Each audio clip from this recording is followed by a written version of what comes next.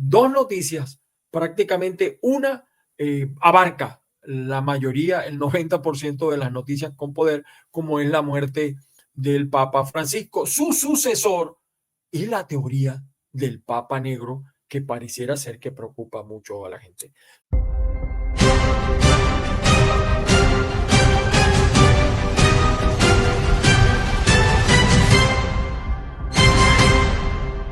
¿Qué pasa luego de la muerte del Papa Francisco? Ya empieza una suerte de visión acerca de los posibles sucesores.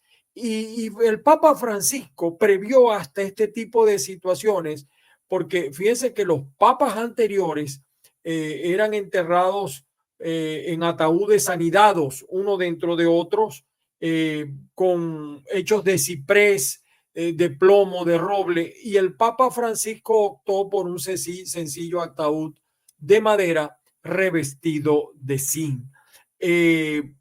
Todos los dolientes, por supuesto, serán invitados. La tumba estará abierto el cuerpo del Papa sin la tapa para que todo el que, me imagino, será un harto difícil entrar a darle la despedida al cuerpo que está allí. Ahora, primera pregunta que nosotros tenemos que resolver es quién va a elegir el nuevo papa. Hay actualmente unos 252 cardenales católicos, de los cuales 138, algunos dicen que 120 son los que pueden votar, porque los demás son mayores de 80 años y no tienen derecho al voto, más sí van a participar en las discusiones. Curiosamente, los cardenales venezolanos no votan. Hasta la manera en que Francisco asumió el poder fue, vamos a decir, no fue típica, porque recuérdense que fue que el Papa Benedicto renunció y coincidieron dos suertes de papa. Al Papa Benedicto le decían el Papa emérito y el nuevo Papa, que fue Francisco. O sea que fue una situación un poco rara, un poco extraña a lo que se conoce.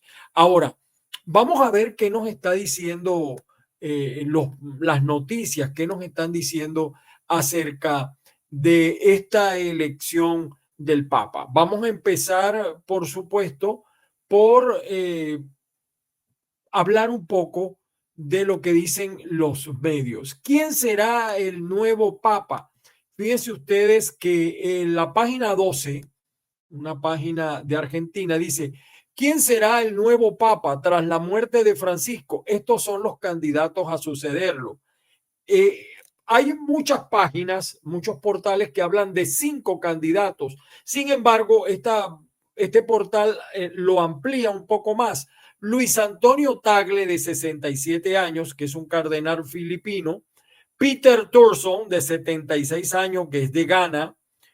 Matteo Zuppi, de 69 años, que es italiano. Por cierto, de los 252 papas, 217 han sido italianos. O sea que la tradición la tiene ganada, como siempre, vamos a decir, el país Italia, ¿no? Con la mayoría de los papas. No necesariamente, por supuesto, es así, porque también debo aclararles esto. Cualquier católico puede ser designado papa, cualquier católico, no necesariamente un cardenal, pero así es el procedimiento.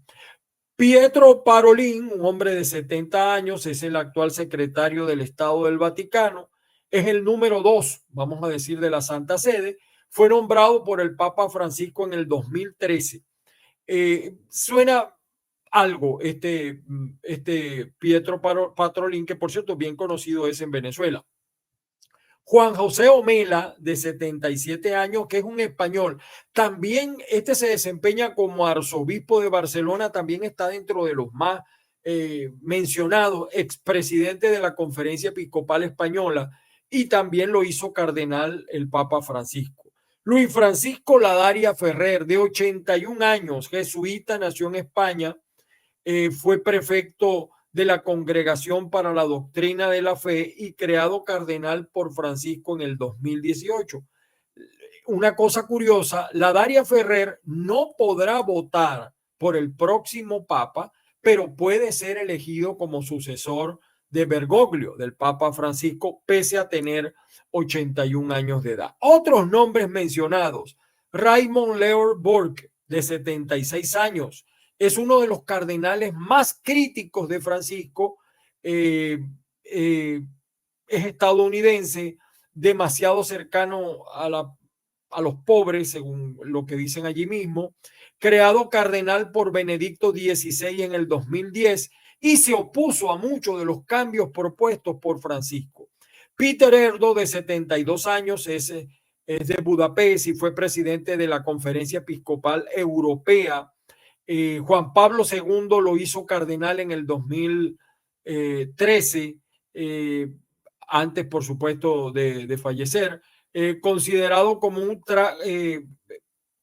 él ha combatido mucho el tráfico humano y esto de los que ha pasado mucho en Europa, que reciben refugiados. Otro que también aparece mencionado, de 72 años, Gerhard Ludwig Müller, o Müller, como dirían en alemán. Él fue secretario de la Congregación de la Doctrina de la Fe hasta 2017. Esta congregación, por cierto, es fundamental para la iglesia porque es una suerte de corte suprema en materia, por supuesto, doctrinal. Es alemán y al principio parecía ser un moderado, pero luego pasó a ser un gran crítico también del papado de Francisco. Y aparece también otro señalado aquí, de 71 años, Willem Egid, nacido en los Países Bajos, holandés, es arzobispo de Utrecht, teólogo tradicionalista y se opuso también a las reformas que dejó el Papa Francisco. El Papa Francisco, por supuesto, eh, asumió una suerte de, vamos a decirlo así, de posturas que rompían la tradicionalidad. Les comento también otro portal importante que aparece hoy, el Libertad Digital, que es un periódico español. Un papa negro. Aquí me quiero detener, porque esta es la profecía de Nostradamus. Y yo les decía a ustedes que desde muy temprano en la mañana me han llamado y algunos y familiares y amigos y me dicen, bueno, mira, viene el papa negro. ¿Qué pasa con esta teoría del papa negro? No dudo que hoy en el programa, en el canal de YouTube Factores de Poder, alguno de los especialistas y periodistas tratará este tema. Probablemente Patricia también trate este tema de la figura del Papa Negro, y sobre todo la gente lo asocia al fin del mundo y de la iglesia como institución. Hay dos sacerdotes, hay dos cardenales, perdón, que aparecen como los señalados para ser este llamado Papa Negro, que según Nostradamus sería el último de la iglesia, ya que sería el fin del mundo, anticipando el juicio final de la Apocalipsis. Esto, por supuesto, no es una, no es una teoría fácil, pero aparece así, como la llamada tesis de el Papa Negro. Otros portales que también aparecen el día de hoy tratando este tema, no podían faltar, como siempre, los portales de los Estados Unidos. Vemos en primer lugar, aunque bastante crítico, el New York Times. El New York Times dice aquí: el Papa Francisco está muerto a los 88 años de edad. Esta noticia es la noticia de mayor poder. Hoy aparece yo diría que en el 99% de los medios, quizá los medios chinos, y aquí en Estados Unidos también, a pesar de que la fe predominante no es la católica, ¿no? Es una cosa curiosa, pero sí la fe cristiana. También el Washington Post también señala la noticia el día de hoy. El Washington Post, ya se los voy a traer acá también, igual que el New York Times, dice: el Papa Francisco muere a los 88. Dice así: fue, y esto es verdad, fue el primer latinoamericano en ser papa, en ser pontífice, dice aquí. Y vamos a decir que él abrió la iglesia a algunos sigma, algunas posturas que aún son no muy bien aceptadas por parte de algunos sectores de la iglesia, fundamentalmente. Pudiéramos también compartir las informaciones que aparecen en otros medios. Como se los decía, por ejemplo, el diario El Nacional refleja: cardenales venezolanos no podrán participar en el cónclave porque no pueden elegir al nuevo papa. Pero eso no quiere decir que no puedan ser electos papas, ¿no? Repito esta información. No pueden votar, sin embargo, van a estar en las discusiones a lo largo de todas. Acuérdense que ya la gente está acostumbrada a esto de habemos papa y sale el humo blanco por una suerte de chimenea que donde se reúnen todos los cardenales a discutir el tema de quién será el sucesor de San Pedro. El nuevo Herald de Miami también aparece: el Papa Francisco muere a los 88 años de edad. Fíjense que la cara que aquí que tiene el Papa Francisco se vio muy enfermo. Es más, algunos decían que él había muerto y recuerdo mucho las profecías muy famosas de los Simpson que decían que el Papa había muerto. Sin embargo, salió de allí, habló. El último alto funcionario en que conversó con el Papa Francisco fue el vicepresidente de los Estados Unidos y recibió, por cierto, bastantes críticas de parte del Papa acerca del tratamiento que están recibiendo los inmigrantes en este país. Tema por demás interesante. El tema del Papa Negro, por supuesto, sigue siendo un tema importante. La BBC de Londres también nos trae en cuanto a los logros. Fíjense, el primer Papa latinoamericano, señala acá, el Papa Bergoglio, Argentina, el primer Papa jesuita. Los jesuitas siempre han sido considerados la gente de la izquierda dentro de la iglesia. Hay teorías, tesis. Bueno, este no es el programa para discutir eso. El diálogo interreligioso, porque el Papa Francisco abrió la iglesia al mundo exterior de manera como ninguno antes lo había hecho y lo abrió a otras, lo acercó a otras religiones, incluyendo históricos encuentros con el Islam y con el judaísmo. Interesante esta postura. También a favor de la inclusión. Este tema es fundamental, sobre todo aquí en los Estados Unidos. Según Francisco, la iglesia no tiene las puertas cerradas a nadie y no debe cometer una injerencia espiritual en la vida personal porque Dios en la creación nos ha hecho libres. En tal sentido, el Papa Francisco aceptó la comunión de los católicos divorciados y quizá, mire, lo dice la BBC de Londres, quizá la frase que se hizo más popular fue de que si una persona es gay, busca al Señor y tiene buena voluntad, ¿quién soy yo para juzgarla? Refiriéndose en concreto a los sacerdotes homosexuales, pero también, por supuesto, a todas las personas de la comunidad LGBT en general. Incluso el Papa Francisco se mostró abierto a las uniones civiles entre personas del mismo sexo, autorizando a esto fue polémico, todavía es polémico, autorizando a los sacerdotes a bendecir a las parejas homosexuales y afirmando que ellos tienen derecho a formar una familia. Esto, por supuesto, fue un quiebre grande, una polémica grande que todavía porque incluso el Papa Benedicto XVI consideraba que había un mal moral intrínseco en las personas homosexuales. Algunos hablan incluso, tengo que decirlo así, de doble moral, porque muchas de los sectores dentro de la iglesia tienen grupos de homosexuales. Son el caso de la pedofilia aquí en los Estados Unidos con un grupo de sacerdotes y también en América Latina. Y yo lo digo por mi ciudad, por mi gente. En Venezuela todos sabíamos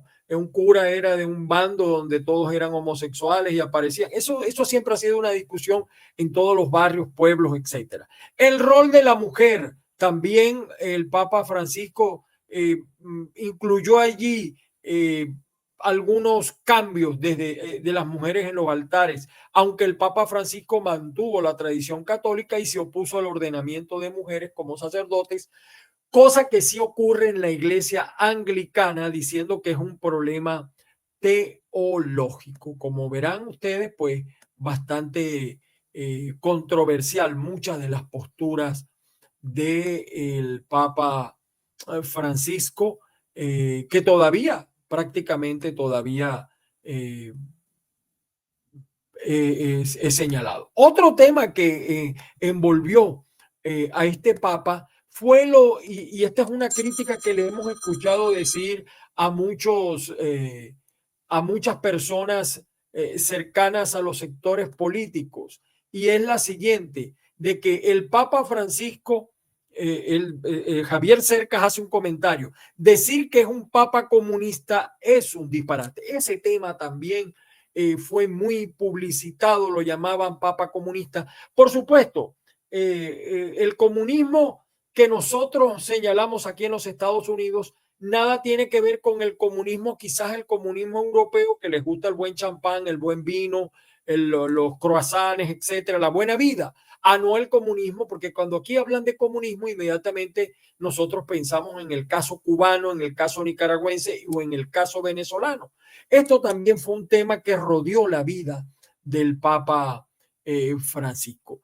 Hay varios temas, muchos temas que tratar, pero indudablemente que esta fue la noticia que tuvo mayor poder. Y otra noticia que también, vamos a decir así, tuvo mucho, fue muy señalada, no nos da tiempo hoy tratarla por razones de espacio, es la propuesta, otra noticia con poder, para mí hoy son dos, y pudiera haber otra, pero a esta hora del día pues son estas.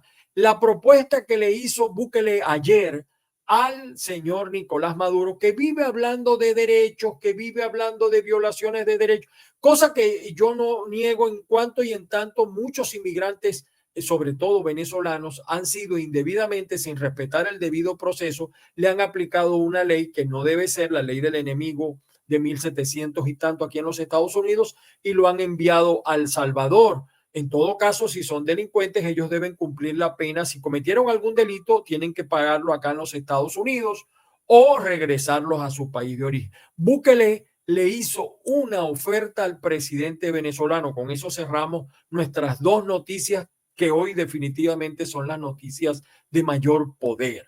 Veamos esta noticia que aparece en un noticiero. Vean ustedes. Nayib Bukele propuso públicamente este sábado un acuerdo humanitario al mandatario venezolano Nicolás Maduro, mediante el cual plantea repatriar a los 252 venezolanos detenidos en el país centroamericano, a cambio de la liberación de un número igual de presos políticos actualmente recluidos en Venezuela. A través de una publicación en su cuenta oficial de X, antes Twitter, Bukele recordó que a diferencia del gobierno venezolano, El Salvador no tiene presos políticos. Afirmó que los ciudadanos venezolanos detenidos en Estados Unidos y enviados a El Salvador fueron capturados en el marco de una operación contra estructuras criminales como el Tren de Aragua, en coordinación con agencias internacionales, y que muchos de ellos enfrentan cargos por delitos graves como homicidio, violación y reincidencia criminal. En contraste, el mandatario salvadoreño señaló que los presos políticos en Venezuela están privados de libertad por su oposición al régimen y no por la comisión de delitos comunes. La razón por la que están encarcelados es por haberse opuesto a usted y a sus fraudes electorales, expresó Bukele. El jefe de Estado propuso que como parte de este posible acuerdo se liberen a figuras como Rafael Tudares, yerno del candidato opositor Edmundo González, el periodista Roland Carreño, la abogada Rocío San Miguel y Corina Parizca de Machado, madre de la líder opositora María Corina Machado, así como 4 dirigentes asilados en la Embajada de Argentina en Caracas. Bueno, como ustedes verán, la noticia además tiene, la mamá de María Corina no está detenida y también, por supuesto, nosotros no estamos de acuerdo porque una cosa es ser ilegal, otra cosa es ser criminal. Yo creo que haya habido excesos y la Corte Suprema de este país lo ha venido señalando. Sin embargo, lo que quiero resaltar es lo siguiente. Es una propuesta que rompe el discurso del señor Nicolás Maduro, porque él dice que a él le preocupa la violación de los derechos humanos y cómo han sido tratados. Bueno, allí tiene, porque realmente Nicolás Maduro no tiene moral para hablar de de violaciones de derechos. Pero ahí está la propuesta de Bukele. ¿La aceptará? Ya el fiscal William Tarek Saad, el fiscal, bueno, entre comillas, fiscal, ha señalado que no está de acuerdo con la propuesta. No tengo acá la nota de prensa del fiscal, pero estamos en las próximas horas, pues veremos un poquito más de desarrollo de esta noticia, seguramente en alguno de los programas de hoy de Factores de Poder. Señores, les repito, esto no es un resumen de noticias, estos son las noticias con poder. Muchísimas gracias por el apoyo en este primer programa, que hoy nos rompieron el esquema que traíamos, porque dos noticias, prácticamente una abarca la mayoría, el 90% de las noticias con poder, como es la muerte del Papa Francisco, su sucesor, y la teoría del Papa Negro, que pareciera ser que preocupa mucho a la gente. Soy Ángel Monagas y seguiremos por aquí contigo, presentándote todos los días las noticias con poder. Acompáñanos en esta tarea de señalar pues lo que realmente para nosotros es una noticia con poder. Feliz día para todos.